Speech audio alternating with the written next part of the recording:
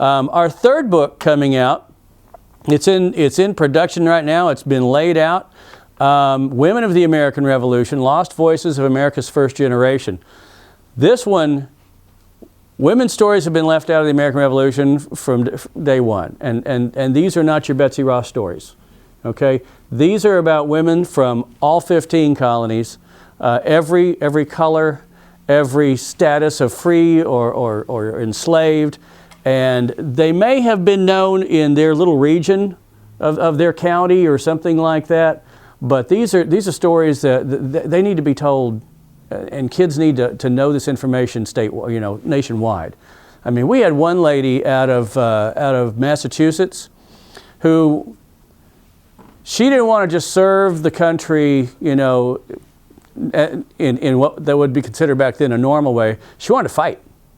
She was about 6 foot tall. I've seen her portrait. She was not a handsome lady, and she disguised herself as a man and enlisted in the Massachusetts military in the regiment. And she was involved in hand-to-hand combat. She went into the hospital after one battle with a saber wound to the head and a bullet wound to the upper thigh. And she woke up, found her head bandaged, but they hadn't seen the wound in her thigh. And she pretty much figured out, once they pull my drawers down, the jig is up.